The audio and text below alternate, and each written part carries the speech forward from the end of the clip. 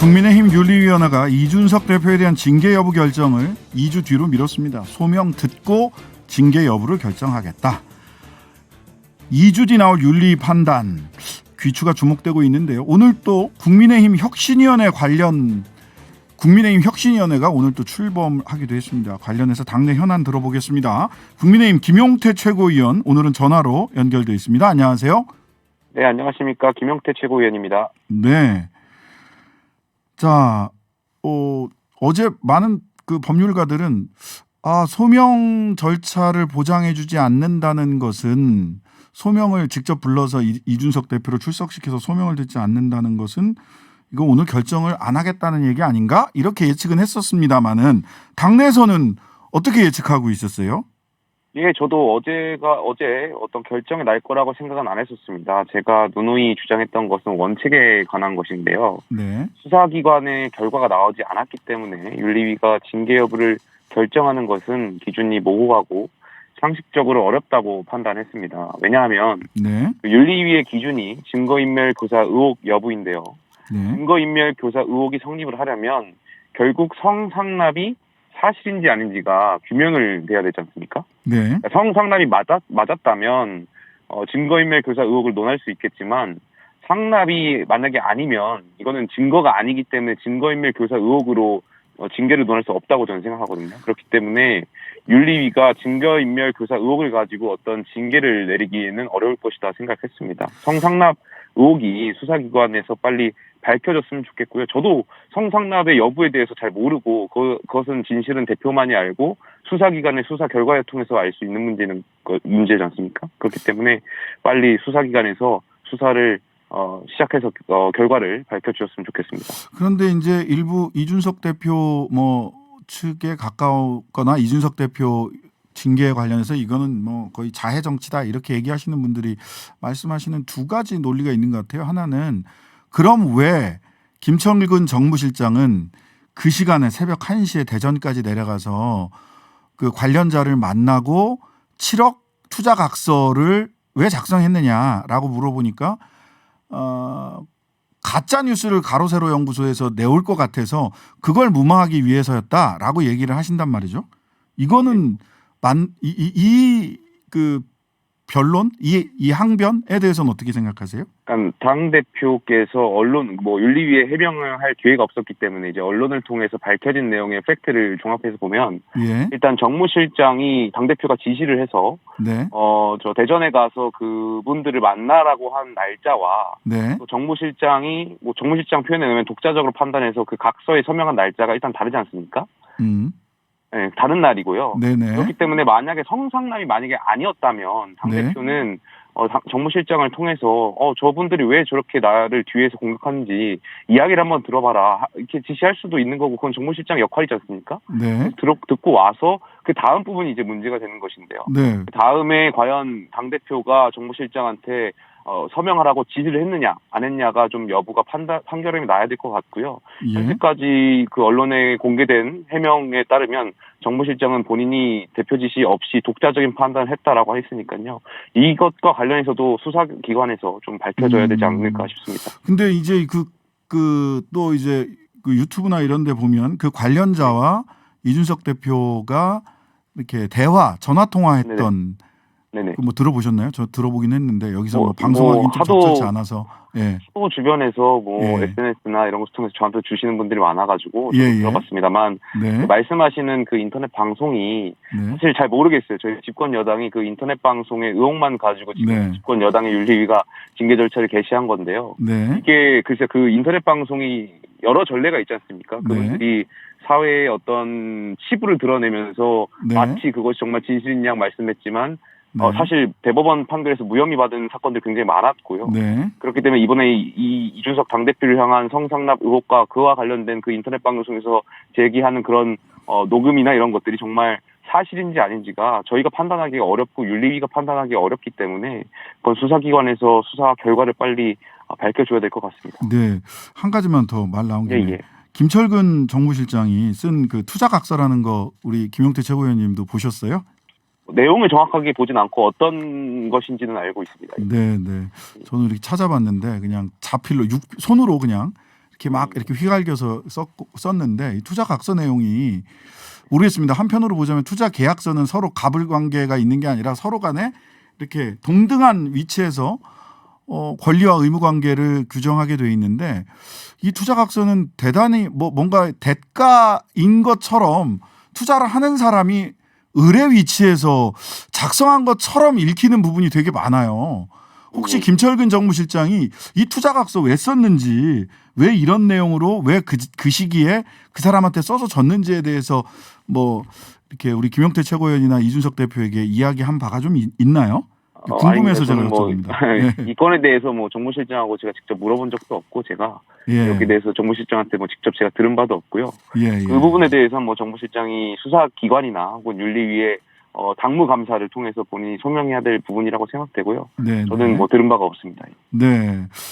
결과적으로 그러면 어떤 행위가 있었다고 하더라도 그거는 왜 그러는지 알아보기 위해서 내려갔던 것이고 그 이외의 투자 각서나 이런 것들은 전부 다 김철근 정무실장의 독자적인 판단. 그러니까 성상납이 없었다는 전제라면 그렇게 이제 해석을 할 수 있는 거죠. 그렇죠. 근데 만약에 성상납이 정말 있었다면 네.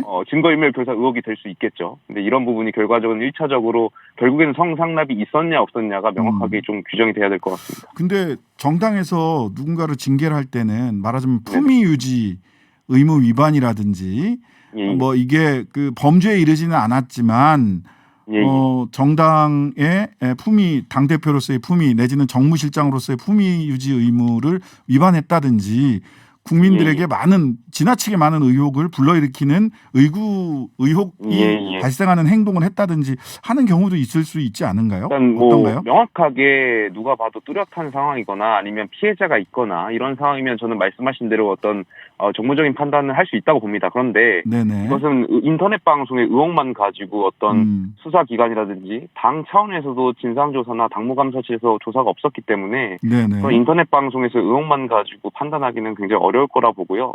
또 징계 대상자가 당 대표입니다. 당 대표는 당원과 국민이 선출한 당 대표고요.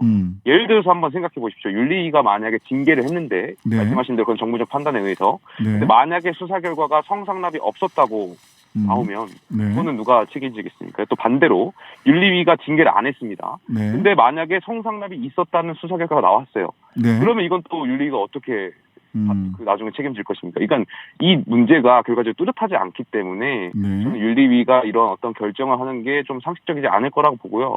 윤리위가 상식적이라면 뭐 2주 뒤에도 수사 결과 나오지 않는다면 당장 징계에 대한 어떤 여부를 결정할 수 없을 거라고. 징계 여부를 결정하지 못할 거다. 즉 무혐의 내지는 혐의 있어서 징계 이게 아니라 아예 징계 여부를 결정하지 못할 것이다라고 하는 수사 결과가 나오기까지는 좀 계속해서 보류하거나 소명 절차를 계속 듣지 않을까에 대한 생각이 있습니다. 네. 근데 그렇게 끝낼 것 같으면 너무 시끄럽게 시작을 하지 않았나요? 그렇게 흐지부지 용두사미로 끝날 것 같으면 그래서 뭔가 결정을 하지 않겠느냐라는 얘기를 많이 하던데. 아닙니다. 그래도 당 대표고요. 이거는 명확하게 사실관계가 확인된 다음에 어떤 결정을 내려야지. 그렇지 않다면 의혹만으로 설사 아까 말씀드린 대로 의혹만으로 판단했는데 마지막에 수사 결과가 반대로 나온다면 이건 정말 나쁜 사례로 남을 거고요. 그러면 더 큰 타격이다. 법과 원칙을 지켜야 하는 보수정당에서 이거는 제가 누구의 편을 드는 것이 아니라 항상 원칙적인 차원에서 생각을 해야 된다고 봅니다. 근데 다만 제가 이해가 안 가는 부분이 이 윤리위가 그럼에도 불구하고 징계 절차를 개시했다는 것이죠. 선거 전에요. 지방선거 전에. 그러니까요. 그러니까 의혹만 가지고 윤리위가 징계 절차를 개시했다는 점이 저는 글쎄요. 우리가 국민의힘이 정권을 획득하는데 지방선거에서 많은 분들을 당선시켜야 되는 게 목표인 정당에서 윤리위가 그 안에서 연장선상에서 활동을 해야 되는데 의혹만으로 당대표를 향해서 징계 절차를 개시했다는 건 저는 글쎄요. 이게 선거에도 악영향을 끼쳤다고 보고요. 왜냐하면 많은 국민들로 하여금 정말 이준석 당대표가 성상납의 여부의 진실과 상관없이 성상납을 받았구나 하는 의혹을 일으키게 할 것이라고 생각했고요. 이것이 분명히 지난 지방선거에서 영향을 미쳐서 뭐 경기도지사 선거에서도 영향을 미쳤을 수도 있는 거죠. 이거는 누가 알겠습니까? 그러니까 윤리위의 이런 비상식적 결정으로 인해서 판단으로 인해서 분명히 우리 당에 영향을 끼쳤다는 점은 윤리위도 명확히 인지하고 정치적인 책임을 져야 할 것입니다. 그렇다면 다른 의도가 있었던 것 아니냐. 선거에 일부러 지려고 하는 건 아니잖아요. 그러니까 네. 선거에 지더라도 이준석 대표의 리더십을 흠집내거나 이준석 대표를 당대표에서 내려오게 해야 되겠다라고 하는 정치적 의도를 누군가는 갖고 있었기 때문에 이 절차가 시작된 것 아니냐, 뭐 이런 해석도 가능한 말씀이신 것 같아서 예, 이런 해석에는 어떻게 동의하시나요? 변호사님 말씀하신 대로 예. 윤리위가 비상식적인 징계 절차 개시를 시작하다 보니 네. 말씀하신 대로 당내에 많은 이야기가 변호사님 말씀하신 대로 오고 갑니다. 네. 윤리위가 어떤 정치 행위를 하고 있네. 윤리위가 어떤 판단에는 배후 세력이 있는 것이 아니냐에 대한 많은 의구심들이 있고요. 네. 그렇기 때문에 윤리위가 여기에 대해서 명확히 당원분들께 설명을 드려야 할 것입니다. 왜 징계 절차를 개시했는지 네. 수사 결과가 나오지도 않은 상황에서 당무조사실, 당무감사실에서도 조사가 안 된 상황에서 인터넷 방송의 의혹만으로도 지방선거 전에 윤리위가 왜 징계 절차를 개시했는지에 대해서 명확하게 이건 징계 여부와 관계없이 당원분들께 설명을 해 주셔야 될 겁니다. 그런데 윤리위가 김철근 정무실장 징계 절차는 개시하기로 어제 결정을 했잖아요. 예. 언론 일부에서는 김 실장은 최대 제명 또는 탈당 권고 등 중징계 결정이 나올 것 같다. 예. 이렇게 예상을 해요. 근데 이거는 결과적으로 그러면 이게 만약 김철근 실장은 중징계를 하고 이준석 대표에 대해서는 무혐의, 징계 무혐의 내지는 징계 결정을 계속 뒤로 미루면 꼬리 자르기 아니냐 이렇게 비판이 따라올 것 같아요. 그러니까 결과적으로 제가 사실관계가 명확하지가 지금 않기 때문에 저도 지금 혼란스럽거든요. 왜냐하면 네네. 이게 정말 성상납 여부가 있냐 없냐가 규정이 돼야 되는데 네. 만약에 없었다면 정무실장이 독자적인 판단에 의해서 서명을 했다면 네. 만약 그렇다면 정무실장으로 인해서 당대표한테 해를 끼쳤고 이거는 당대표와 별건이기 때문에 당연히 말씀하신 대로 정무실장만 징계가 가능하겠죠. 근데 만약에 성상납이 있었다면 이거는 그리고 당대표가 지시를 했다면 그렇다면 이건 당대표도 분명히 문제가 되는 거고 증거인멸 교사 의혹이라는 것이 굉장히 큰 중죄이기 때문에 이런 것도 말씀하신 대로 그런 비판이 있을 수 있겠죠. 근데 이런 모든 것이 결과적으로 결국에 성상납 여부가 있었냐 없었냐가 사실이 명확하게 국민들과 당원들께 설명되고 규명이 되어야 이게 판단할 수 있는 문제일 것 같습니다. 그래서 제가 어떻게 여기서 뭐 말씀드리는 것이 좀 조심스럽습니다. 근데 성상납 여부와는 관계없이 예. 막 이렇게 그 사실과 관계없이 사실처럼 이야기를 퍼지고 있으니까 이걸 막아야 된다. 이런 저는 정무적 고려를 할 수 있다는 생각은 들어요. 사실 규명은 어렵고 막 거짓말이라도 막 돌아다니고 있으면 어쨌든 이거를 막아야 된다. 근데 그 막는 방법이 예. 성상납이 없었다고 하더라도 막는 방법이 7억 투자각서 이런 방식으로 막는 것도 품위를 당 대표나 대표 비서실장이 품위를 예. 손상하는 행위는 아니었을까요? 그렇게 평가받을 여지도 있지 않을까요? 결국 이제 그 건에서 문제가 되는 것이 문제가 예. 아니라 그 확인해야 될 것이 당 대표의 지시가 있었냐 없었냐의 문제. 그 부분이겠죠. 예. 예. 뭐 정무실장이 자의적으로 했다면 그건 분명히 정무실장이 잘못 네. 판단해서 여기에 대한 죄를 물어야 될 것이라고 보고요. 예. 당 대표가 지시를 했다면 역시 당 대표도 말씀하신 대로 어떤 정무적으로라도 여기에 대해서는 책임을 져야 된다고 생각합니다. 근데 그래서 이걸 어떻게 빨리 규명을 해야 되는데 결국에는 수사기관이 빨리 결과를 발표해 줘야 하는데 네. 그 인터넷 방송이 계속해서 제가 실명을 걸어서 죄송합니다만 네네. 최근에 언론 보도가 되었던 김건모 씨 사건 있지 않습니까? 네네. 이 사건이 법원의 판결이 나오는 데까지 무혐의를 받는 데까지 2년 정도의 시간이 걸렸던 걸로 알고 있어요. 예. 굉장히 오랜 시간이 걸리기 때문에 네. 이거는 정말 저희 국민들께서 굉장히 많이 집중하고 있는 사건이고 우리 집권 여당으로서의 어떤 되게 중요한 사건이기 때문에 수사기관이 좀 빠른 판단을 하시고 빠른 수사 결과가 좀 있었으면 좋겠습니다. 네. 자, 혁신이 이야기 좀 오늘 출범을 했는데요. 이준석 대표 오늘 페이스북에 혁신은 당원 가입밖에 답이 없다 하면서 온라인 입당 페이지를 올렸습니다. 결과적으로 지금 2030 청년들이요 나를 지켜달라 입당해달라 이런 호소인가요? 글쎄요, 뭐 그렇게 해석을 할 수도 있겠지만 저는 대표가 아마 당대표에 취임하고 나서부터 본인의 SNS에 당원 가입을 해달라라는 취지의 글이 수십 개 뭐 올라왔을 겁니다. 뭐 거의 매월 매주 올렸었기 때문에 네. 이건 대표가 늘 해오던 일이어서 그렇게 연결짓는 것은 전 아닐 거라고 생각합니다. 예. 아니 혁신은 당원 가입밖에 없다. 당원 가입밖에 답이 없다 이렇게 해서 결과적으로 당내 기득권 세력들이 나를 흔드니 청년들이요.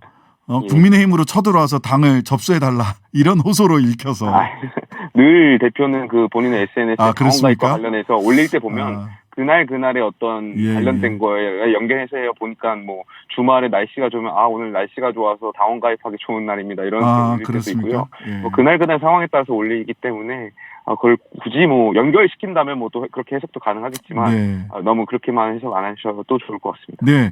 자, 공천제도 개혁이 혁신의 핵심이다. 근데 이 공천제도 개혁이 차기 당대표의 권한을 이준석 대표가 이 가로막는 거 아니냐라는 얘기도 있습니다.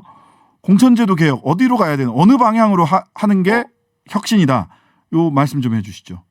결국에는 저는 시스템화 공천이 되는 게 가장 중요하다고 생각되고요. 네. 공천이라는 것이 민주주의에서 굉장히 중요한 것입니다. 뭐 지방선거든 총선거든 네. 저희가 국민들께 우리 당의 후보를 추천하는 과정이지 않습니까? 네. 그 과정이 어떤 개인의 사람에 의해서 좌지우지되면 안 된다고 생각되고요. 네. 시스템화된 공천, 이길 수 있는 공천, 그리고 누구나 인정할 수 있는 공천의 어떤 시스템화를 이뤄서 저희가 정말 국민들께 우리 국민의힘의 정말 매력적인 후보를 이렇게 추천해 드려야 되는 과정이니까요. 그런 시스템이 잘 정착될 수 있도록. 근데 그 과정이 너무 어렵습니다. 네. 늘 아시겠지만 그 과정에서 항상 실패도 있었고 네. 과거로 퇴보한 경우도 있었지만요. 이번 혁신을 통해서 조금이라도 반보라도 좀 나갈 수 있는 그런 안이 나왔으면 좋겠습니다. 네. 오늘 말씀 여기까지 듣겠습니다. 김용태 국민의힘 최고위원이었습니다. 네, 감사합니다.